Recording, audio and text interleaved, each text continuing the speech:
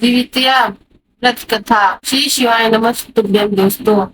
समय निकाल कर द्वितीय व्रत कथा का श्रवण जरूर करें। आपका हमारे चैनल शिव महिमा में बहुत बहुत स्वागत है। वीडियो शुरू होने से पहले भोले बाबा के चरणों में अपनी हाजिरी अवश्य लगाएं। श्री शिवाय नमस्तुभ्यं लिखकर दोस्तों। द्वितीय व्रत कथा। आप सभी माताओं और बहनों को जीवित पुस्तिका व्रत की हार्दिक शुभकामनाएं। आज की वीडियो में हम जीवितिका व्रत कथा की शुरुआत करने जा रहे हैं, जो माताओं के लिए अपने बच्चों की सेहत और सुख समृद्धि के लिए बहुत ही महत्वपूर्ण व्रत माना जाता है। जीवित पुस्तिका व्रत कथा शुरू करने से पहले हम सब भगवान जी मुक्त वाहन को नमन करते हैं और उनकी कृपा की प्रार्थना करते हैं। अपने बच्चों की रक्षा के लिए और उनके सुखद भविष्य की कामना से रखा जाने वाला जीवित पुस्तिका यह जितिया व्रत बहुत ही विशेष होता है। इस दिन माताएं अपने संतान की रक्षा और कुशलता के लिए निर्जला व्रत रखती हैं। यह बहुत ही कठिन होता है और इसके नियम का पालन पूरे दिन किया जाता है। जामुत वाहन के नाम पर ही जीवित पुस्तिका व्रत का नाम पड़ा है। तो आइए आपको बताते हैं कि जीमूत वाहन भगवान कौन है और उनकी कथा क्या है। आज के इस वीडियो में आप जितिया व्रत की सुनेंगे, इसलिए अगर यह कथा आपको अच्छी लगे तो प्लीज वीडियो को लाइक जरूर करिएगा। जितिया पौराणिक कथा के अनुसार गोवर्धन के राजकुमार का नाम जिम वाहन था। वे बड़े उदार और परोपकारी थे। जिम वाहन के पिता ने वृद्धावस्था में वानप्रस्थ आश्रम में जाते समय उन्हें राज सिंहासन पर बिठा दिया, लेकिन उनका मन राजपाट में नहीं लगता था, तो वह राज का सारा भार अपने भाइयों को छोड़कर खुद भी वन में पिता की सेवा करने चले गए। वहीं पर उनका विवाह मल्लव नामक राजकन्या से हो गया। एक दिन जब वे वन में घूमते हुए जीमूत वाहन भगवान काफी आगे चले गए, तब उन्हें एक वृद्धा रोते हुए दिखी। जीमूत वाहन ने से पूछा, तो वृद्धा ने रोते हुए कारण बताया कि मैं नागवंशी स्त्री हूँ और मेरा एक ही पुत्र है। इसी राज गरुड़ के समक्ष नागों ने उन्हें प्रतिदिन खाने के लिए एक नाग सौंपने की प्रतिज्ञा की हुई है और आज मेरे पुत्र की बलि का दिन है, इसलिए मैं बहुत परेशान हूँ। तब जीमूत वाहन ने वृद्धा को दिलासा देते हुए कहा, तुम चिंता मत करो और डरो भी नहीं, क्योंकि मैं तुम्हारे पुत्र के प्राणों की रक्षा करूंगा।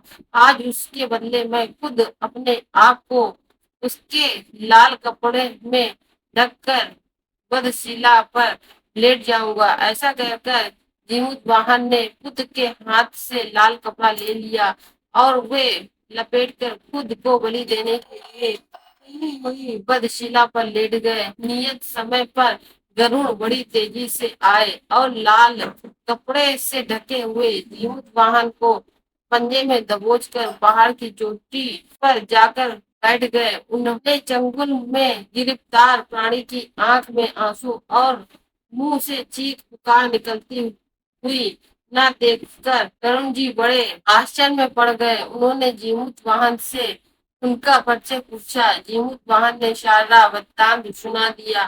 तब वरुण जी जीमूत वाहन की बहादुरी और देने की हिम्मत से बहुत प्रभावित हुए। प्रसन्न होकर गरुड़ जी ने उन्हें जीवन दान दे दिया तथा नागों की बलि न लेने का भी आशीर्वाद दिया। इस प्रकार जीमूत वाहन के दम साहस से नाग जात की रक्षा हुई और तब से जीमूत वाहन को भगवान के रूप में पूजा जाने लगा। तभी से पुत्र की रक्षा करने के लिए जीमूत वाहन भगवान की पूजा की प्रथा शुरू हो गई। अष्टमी कृष्ण अष्टमी के दिन प्रदोष काल में पुत्रवती महिलाएं जीवित वाहन भगवान की पूजा करती हैं। कैलाश पर्वत पर भगवान शंकर माता पार्वती को कथा सुनाते हुए कहते हैं कि अष्टमी कृष्ण अष्टमी के दिन उपवास रखकर जो स्त्रियां प्रदोष काल में जीवित वाहन की पूजा करती हैं तथा कथा सुनने के बाद दक्षिणा देती हैं, तब पुत्रों की पूर्ण सुख प्राप्त होता है। व्रत का पारण दूसरे दिन अष्टमी तिथि की समाप्ति के बाद यानी नौमी तिथि में किया जाता है। यह व्रत अपने नाम के अनुरूप ही फल देने वाला है। अब सुनिए जितिया व्रत की दूसरी कथा। नर्मदा नदी के पास एक कंचनवटी नाम का नगर था। वहां के राजा का नाम मल्लकेशु था।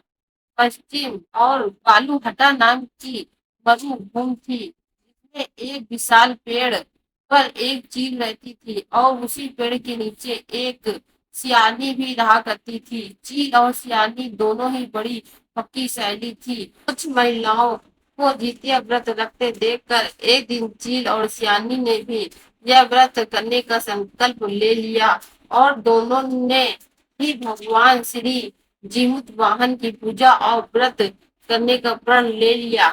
जिस दिन दोनों को व्रत रखना था ठीक उसी दिन शहर के एक बड़े व्यापारी की मृत्यु हो गई और उनका दाह संस्कार वहीं मरुस्थल पर हुआ जहाँ पर वह चील और सियानी रहती थी।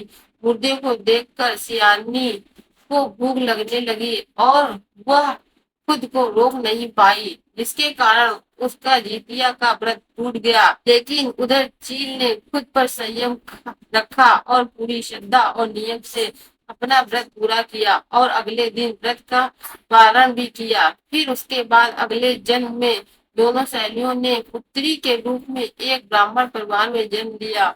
उनके पिता का नाम भास्कर था। चील बड़ी बहन और सियानी छोटी बहन बनी।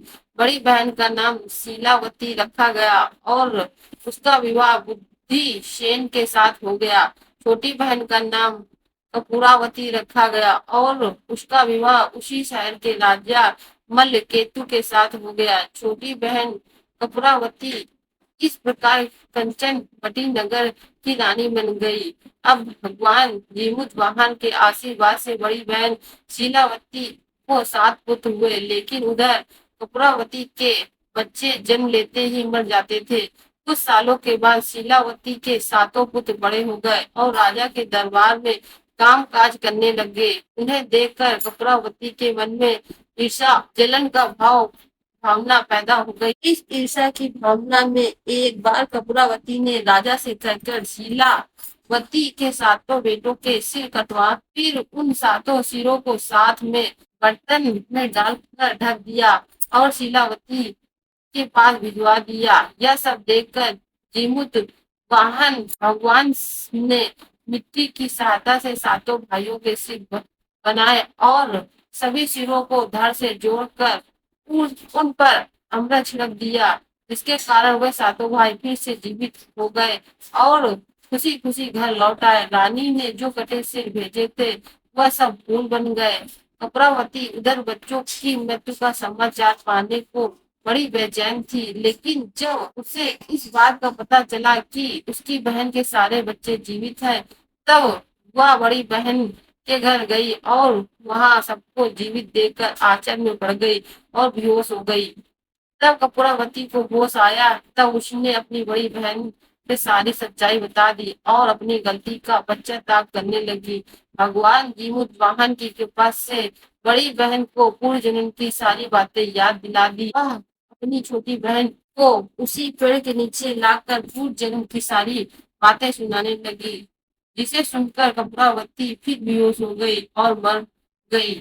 जब राजा को यह बात की सूचना मिली तो उन्होंने उस जगह पर उसी पेड़ के नीचे कपूरावती का दाह संस्कार कर दिया। अब सुनिए जितिया व्रत की एक और कथा, जो कि इस दिन जरूर सुननी चाहिए। एक बार 2 बहनें थी जिनका नाम था जूलिया और सीरिया। जूलिया बहुत मेहनती थी और गरीब भी थी और वह मजदूरी करके अपना और अपने बच्चों का पेट पालती थी, लेकिन सीरिया गलत आचरण वाली थी, जो हमेशा मौज और ऐश करती थी और जूलिया से जलती भी थी।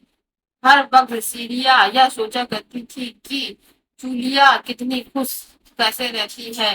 जूलिया की हंसी खुशी सीरिया से सहन नहीं हो पाती थी, जिसके कारण सीरिया जूलिया के संतानों को सताने का कई बार प्रयास कर चुकी थी और कई बार उसके बच्चों को खत्म करने की कोशिश कर चुकी थी, लेकिन जूलिया की तपस्या और व्रत के कारण उसके बच्चे हमेशा सुरक्षित बच जाया करते थे। एक दिन सीरिया जूलिया के सभी बच्चों को लेकर जंगल में लकड़ी चुनने गई। वहां जंगल की लकड़ियां चुनते चुनते जब बच्चे थक गए तो थोड़ी देर के बाद सो गए। बच्चों को सोता देख सीरिया ने सभी बच्चों का सिर काट दिया और टोकरी में रखकर वापस घर आ गई।